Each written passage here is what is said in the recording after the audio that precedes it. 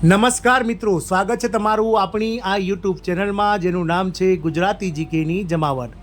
આજના વિડીયોમાં આપણે જાણીશું મિત્રો કે જીએસઆરટીસી નિગમ દ્વારા જે લોકો મોટર ડિસેબિલિટી ધરાવતા દિવ્યાંગ ઉમેદવારોએ હાઈકોર્ટમાં પીઆઈએલ કરી હતી તેના પરિણામ સ્વરૂપ મિત્રો આવા ઉમેદવારોને ફોર્મ ભરવા માટેની વિન્ડો રીઓપન કરી છે અને 3 જુલાઈથી લઈ અને 17 જુલાઈ સુધી જે જાહેરાતમાં દર્શાવેલ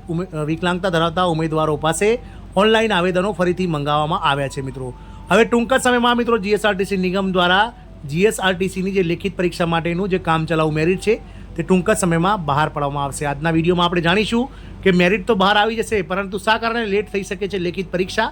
અને ક્યાં સુધીમાં મેરિટ આવશે અને ક્યાં સુધીમાં લેવાશે લેખિત પરીક્ષા, તેમજ સમગ્ર ભરતી પ્રક્રિયા ક્યાં સુધીમાં પૂર્ણ કરાશે. આ તમામ માહિતી આજના વિડીયોમાં આપ સુધી પહોંચાડીશું, તો વિડીયોના અંત સુધી બન્યા રહેશો. અને જો તમે ચેનલમાં નવા હોય તો અમારી ચેનલને મિત્રો સબસ્ક્રાઇબ કરીને બાજુમાં રહેલું બેલ આઇકોન દબાવી ઓલ નોટિફિકેશન ઓન કરી લેજો, જેથી કરીને ચેનલ પર મૂકવામાં આવતા ભરતીઓના નોટિફિકેશન, વિવિધ ભરતીઓના પરિણામ, જીકેના વિડીયોઝ અને સરકારી કર્મચારી પેન્શનર્સ યોજનાઓને લગતા પરિપત્રો તમને સરળતાથી ચેનલના માધ્યમથી ઉપલબ્ધ થઈ જાય. તો મિત્રો જીએસઆરટીસી દ્વારા મૂળ જાહેરાત ગત ઓગસ્ટ 2023 મહિનામાં બહાર પાડવામાં આવી હતી, જેમાં 3342 જગ્યાઓ માટે જે છે તે ઓનલાઈન આવેદનો મંગાવવામાં આવ્યા હતા. પરંતુ મિત્રો જાહેરાતમાં 1299 જગ્યાઓ સરકાર દ્વારા મંજૂર થયેલ અને શરતી 1 અને શરતી 2 કે જે 2043 જગ્યાઓ સરકાર સમક્ષ નિગમ દ્વારા જે છે તે મિત્રો મંજૂરી માટે મેળવેલ જગ્યાઓ હતી, જેને મિત્રો ગતરોજ સરકાર દ્વારા જે છે તે 2043માંથી 1022 જગ્યાઓ મંજૂર કરતા હવે જે જીએસઆરટીસીની ભરતી છે તે 2320 જગ્યાઓ માટે આગળ ધપશે અને જેનું નોટિફિકેશન ગત 2 જુલાઈના રોજ જે છે તે નિગમની વેબસાઇટ પર મૂકી દેવામાં આવ્યું હતું. અને નિગમની વેબસાઇટમાં જે દિવ્યાંગ ઉમેદવારો કે જેમને મિત્રો ગત ઓગસ્ટ મહિનામાં ફોર્મ ભરવા દેવામાં ન આવ્યા હતા, કે જેઓ લોકો મોટર ડિસેબિલિટી ધરાવતા તેવા ઉમેદવારોને ખાસ મિત્રો જે છે તે તેમણે હાઈકોર્ટમાં પીઆઈએલ કરી હતી એક જાગૃત સંસ્થા દ્વારા, અને તેમની પીઆઈએલના ચુકાદા સ્વરૂપે નિગમ દ્વારા મિત્રો આવા ઉમેદવારો માટે ફરીથી આ વિન્ડો ઓપન કરવામાં આવી છે. મિત્રો આપ સૌને જણાવી દઈએ કે 17 જુલાઈના રોજ આ દિવ્યાંગ ઉમેદવારોના જે ફોર્મ છે તે ભરવાનું પૂર્ણ થઈ જશે. ત્યારબાદ મિત્રો 15 દિવસની અંદર નિગમ દ્વારા આ દિવ્યાંગ ઉમેદવારોના ફોર્મની ચકાસણી થયા બાદ યોગ્ય મેરિટ ધરાવતા ઉમેદવારોને મેરિટમાં સમાવિષ્ટ કરી અને અન્ય કેટેગરીના જે રિઝલ્ટ રેડી છે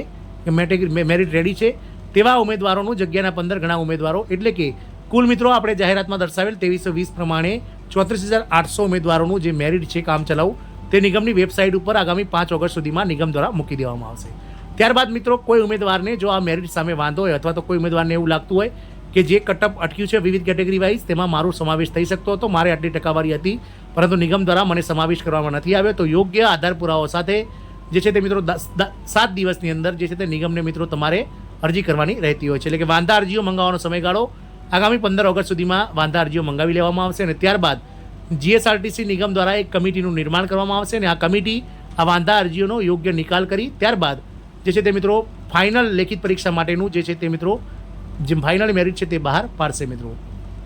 આ તમામ પ્રક્રિયાને પૂર્ણ થતાં મિત્રો ઓછામાં ઓછા સપ્ટેમ્બર 5નો સમયગાળો આવી જશે, એટલે કે સપ્ટેમ્બર મહિનાના પ્રથમ અઠવાડિયા સુધીમાં ફાઇનલ મેરિટ જે છે તે તૈયાર થઈ જશે. મિત્રો આપ સૌને જણાવી દઈએ કે મિત્રો ગુજરાત રાજ્યમાં નગરપાલિકાઓ, મહાનગરપાલિકાઓ,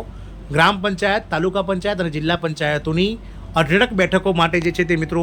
મતદાન છેલ્લા 2 વર્ષથી બક્ષી પંચ એટલે કે ઓબીસી અનામતના કારણે અટકેલું છે અને ઘણી જિલ્લા પંચાયતો, તાલુકા પંચાયતો અને મિત્રો ગ્રામ પંચાયતો અત્યારે વહીવટદારો દ્વારા ચલાવવામાં આવી રહી છે. તો આવી પંચાયતોને ટૂંક સમયમાં હવે સરકાર દ્વારા જે છે તે મિત્રો ચૂંટણીનું આયોજન કરવામાં આવશે અને સરકારે આના માટે મિત્રો તમામ જિલ્લાના કલેક્ટરોને આદેશ આપી દીધા છે કે જે તે જિલ્લામાં આવેલ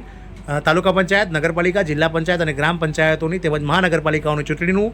જે છે તે મિત્રો હવે આયોજન કરવામાં આવશે. મિત્રો આપ સૌને જણાવી દઈએ કે સપ્ટેમ્બર અથવા તો ઓક્ટોબર મહિનામાં સમગ્ર રાજ્યમાં આજે મહાનગરપાલિકા, નગરપાલિકાઓ, જિલ્લા પંચાયત, તાલુકા પંચાયત અને ગ્રામ પંચાયતો કે જેમની ચૂંટણીઓ 5 વર્ષથી વધારે અવધિ થઈ ગઈ છે તેવી તમામ જગ્યાએ ચૂંટણીઓનું આયોજન, પંચાયતની ચૂંટણીઓનું આયોજન સરકાર દ્વારા આગામી સપ્ટેમ્બર ઓક્ટોબર મહિનામાં થઈ શકે છે. તો મિત્રો સપ્ટેમ્બર ઓક્ટોબર મહિનામાં 1 થી 1.5 મહિના જેટલો સમયગાળો જે છે તે સમગ્ર રાજ્યમાં આદર્શ આચારસંહિતા ફરીથી લાગુ પાડવામાં આવશે, જેના કારણે મિત્રો જે છે તે લેખિત પરીક્ષા લેવામાં થોડોક વિલંબ થઈ શકે છે. જો મિત્રો ચૂંટણીમાં વિલંબ થશે તો લેખિત પરીક્ષા ઓક્ટોબર મહિનામાં લેવાઈ જશે, પરંતુ જો સપ્ટેમ્બર ઓક્ટોબર મહિનામાં આ ચૂંટણીનું ગ્રામ પંચાયત અથવા પંચાયતનું જે ચૂંટણી છે તે પંચાયત વિભાગની ચૂંટણીનું આયોજન કરવામાં આવશે સરકાર દ્વારા, રાજ્ય ચૂંટણી પંચ દ્વારા, તો ચોક્કસથી મિત્રો જે પરિણામ છે, જે લેખિત પરીક્ષા છે તે મિત્રો નવેમ્બર મહિનામાં એટલે કે દિવાળી પછી લેવાઈ શકે છે. મિત્રો આથી મિત્રો આપ સૌને જણાવી દઈએ કે જે મેરિટ છે તે મિત્રો કામચલાઉ મેરિટ 5 ઓગસ્ટ, ત્યારબાદ મિત્રો વાંધા અરજીઓ અને વાંધા અરજીઓના નિકાલ બાદ જે ફાઇનલ મેરિટ છે લેખિત પરીક્ષા માટેનું જગ્યાના 15 ગણા ઉમેદવારોનું તે મિત્રો 5 સપ્ટેમ્બર સુધીમાં નિગમની વેબસાઇટ પર મૂકી દેવામાં આવશે. પરંતુ નિગમ દ્વારા લેખિત પરીક્ષાનો જે કાર્યક્રમ છે તે રાજ્ય સરકારના ચૂંટણી બોર્ડ દ્વારા ચૂંટણી પંચ સાથે વિચાર વિમર્શ કર્યા બાદ જ જો શક્ય હશે તો જ દિવાળી પહેલાં, નહીં તો નવેમ્બર મહિનામાં મિત્રો જે છે તે આ લોકસભાની ચૂંટણી માફ કરશો પંચાયતોની ચૂંટણી પૂર્ણ થયા બાદ, દિવાળીના તહેવારો પૂરા થયા બાદ જે છે તે મિત્રો લેખિત પરીક્ષાનું આયોજન કરી શકે છે. તો મિત્રો શા કારણે લેટ થઈ શકે છે લેખિત પરીક્ષા તે આજના વિડીયોમાં જાણ્યું કે પંચાયતોની ચૂંટણી આગામી સમયમાં બક્ષીપંચ ઓબીસી એટલે કે ઓબીસી અનામતના કારણે છેલ્લા 2 વર્ષથી રાજ્યમાં અટવાયેલી છે અને ઝવેરી કમિશન દ્વારા મિત્રો પોતાનો રિપોર્ટ સરકારને આપી દેવામાં આવે છે અને હવે રાજ્ય વાઇઝ જે અલગ અલગ જગ્યાઓ છે જ્યાં પહેલાં 10% ઓબીસી અનામત આપવામાં આવતું હતું ત્યાં હવે 27% ઓબીસી તમામ પંચાયત રાજ્ય કક્ષાની તમામ ચૂંટણીઓમાં ઓબીસી અનામત આપવાની ઝવેરી કમિશને સરકારને ભલામણ કરી છે અને આ પ્રમાણે સરકાર હવે આગામી સમયમાં જે છે તે મિત્રો ગ્રામ પંચાયત અને વિવિધ પંચાયતોની ચૂંટણીનું આયોજન કરશે મિત્રો, જેના કારણે આદર્શ આચારસંહિતા લાગતા જે ચૂંટણી બાદ જે છે તે મિત્રો લેખિત પરીક્ષાનું આયોજન કંડક્ટરની વિવિધ જિલ્લા વાઇઝ 16 ડિવિઝન ખાતે થઈ શકે છે. મિત્રો આશા રાખીશું કે આ પરિણામ અને મેરિટને લગતા જે ન્યૂઝ છે તેનાથી આપ સંતુષ્ટ હશો. જય હિન્દ, અસ્તુ.